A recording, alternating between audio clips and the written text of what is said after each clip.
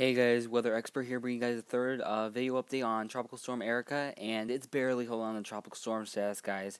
I mean, it's starting to go over Hispaniola a little bit. It's on the southern tip, which is right around here, but it's really starting to get impacted. Even though convection is starting to build over the center, it's over Hispaniola. The circulation is starting to weaken. They can't find a south wind, and that is due part to the wind shear and the mountains. So it's very likely by the end at the 11 o'clock advisory that we could see a downgrade to maybe a tropical depression, remnant low, a non-tropical system. Who knows? Sorry about that, guys. I just ate dinner. But yeah, so most likely the track is not going to be due north and then they're just going to start to do a hurricane anymore. It's not likely. It's not likely anymore. It's really just going to go up Hispaniola, the National Hurricane Center, and go over to Cuba and really just die and really just weaken the storm considerably. And then may strengthen in the short time over water. But most likely it will be a very weak system. But the one of the things that's going to do is it's going to bring a ton of rain. That's what the WPC has when this thing loads. I'll show you what I'm talking about. You can see this is the accumulated WPC. Whoops, it's 20%. Better charge it. You can see that there's 4 to 5 inches potentially along the Florida coast, and isolated amounts can't be ruled out around 6 inches. Now, one good thing is that they are in a drought, and southeast Florida does need the rain, and this could help them, but for central Florida, they don't need another drop of rain. But unfortunately, Erica will probably impact them somewhat, unless some of the models verify that it goes in the Gulf of Mexico. If it goes in the Gulf of Mexico, it will likely get sheared apart, and it likely won't be a threat to anyone, except for bringing some rain. But yeah, really, you're not expecting Tropical Storm Erika to not do much, but please do not please do not take intensity for granted.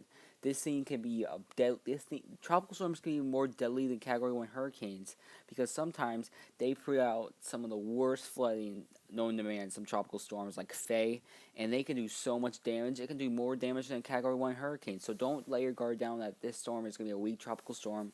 It could be, who knows? Well, I know Erica is going to be really weak, but yeah. So let's go to Actually, I don't have anything else about Erica, but yeah, guys, that's really it for Erica. That's not nothing really else to put, and let's start looking at the longer range. Now, I really like to focus on one storm at a time, but for this reason, I'm just gonna point out what's going on in Africa and if there's gonna be more storms coming off there. So obviously, it's getting towards September, and we gotta go to the Atlantic view. We gotta do that. Now, Cape Verde, Africa. Yeah, that's fine. It's all we need to do is press deep layer shear, and this will show you the shear anomaly.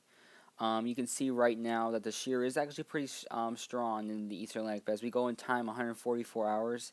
It's kind of an alright environment. I mean, there's waves coming off, and they're not really developing, but we might have fray on our hands. And as soon as we get out 7 days, the shear starts to lessen. We get less shear. It could be a very intense African wave train, and really it could be and the ECMWF is spinning up Fred, and the 00Z run was actually spinning up pretty fast. As you can see right here to the south is a lot of wind shear, and just in that corridor is just not that much wind shear. But yeah, so if it can stay south in the southern latitude, it could strengthen, but this is way far out, guys. It is 10 days out, so do not take anything for granted, but we gotta watch these waves because this is the climatological peak of hurricane season, and this thing can ramp up. These things can ramp up fast, and they can become a mind of their own, like Danny. We didn't expect Danny to become a major hurricane. We expect it to become at least a Category 1 in the end, but it proved us wrong. It was a Category 3. So keep that in mind, guys, and I'll show you guys a satellite of what the next wave that's coming off of Africa. I like usually doing these. I like just bringing up the African wave train satellite, and we're just going to look at the East Atlantic, and we're going to see what the waves are going to be coming off right now. So it's loading the images, and now we're at animation right now, and there we go. We can scroll. So as you guys can see, there is a wave currently coming off in Africa, and there's some convection firing. You can see a little spin to it. This thing, the GFS and ECMWF are kind of in agreement, I guess, of 4 minutes to do at least an invest, maybe a weak tropical storm if the ECMWF is right, but before it gets entrained in the dry air to the north and then just gets killed off. But the dry air is supposed to lessen as we forecast. Ooh, I just hit my headphones. But the Saharan air layer is supposed to lessen as we get later in time because this is the climatological peak, and right now it doesn't look like a lot. let's go to the next one, and this one's actually the model interpretation of what's going to be happening over the next week, plus 7 to 10 days. Really, I'm not paying. There's really not going to be a lot of tropical activity. I think for the next really on just about 5 days. I think it'll be pretty calm, but we might see that wave develop. Here's the ECMWF 500 millibar geopotential height. You can see that here's Erika right here. You can see Erika right there. As we go in time, let's go 24 hours. We see that wave right here, that orange blob over by the coast of Africa. 48 hours, it develops into a 1,009 millibar low. That's about a tropical depression. And we have a 1,006 millibar, so it could become a tropical storm. But before it gets entrained in the dry air and starts to weaken. So we might have a quick little tropical storm, Fred. But yeah, really, it's not.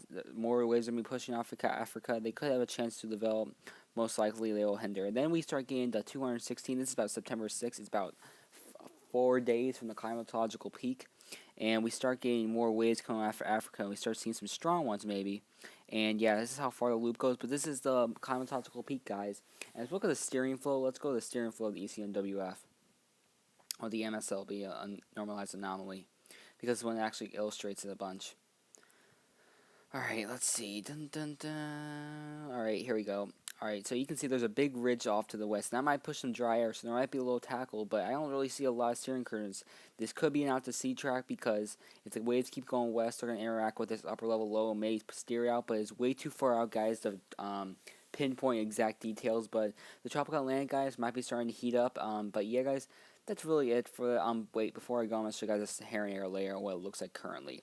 So we're going to have to go, we're just going to type in Saharan air layer. This might be a little laggy, but it'll type in the whole thing. Hopefully, yeah, it's going to type in the whole thing. There you go. Let's go, just press it, whatever we want, and we should be brought up to the page. We have to click on it first, of course. But let's see. Come on. Alright, it's going faster than usually Safari when it goes a little. I spell Saharan wrong. I just realized that. But we can just see it from the awesome people from Wisconsin, the awesome University of Wisconsin that has an awesome product where you can track the African dust. And as you can see to the north, there is some pretty strong dust off to the west. The southern latitudes are actually pretty moist, but this is what they're thinking. They're thinking that it might develop into at least a weak tropical storm. The ECMWF 3FS doesn't really have a lot. But just to keep in mind, guys, it is a climatological peak getting close, and then the tropics might just keep ramping up.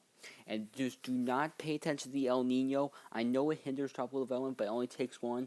And we had a close call with Erika because if it went to the north to Puerto Rico and Hispaniola, we would have a different scenario than we have now. So it was a really tricky forecast for her Tropical Storm Erika. I will be posting about Tropical Storm Erika if needed. Maybe a little bit on the rain, but really it's not really going to come much more than it is now. But yeah, guys, that's going to wrap it up. I hope you guys enjoyed this video. I'll be wrapping up right now. But see you guys in the next video tomorrow. Peace out, y'all.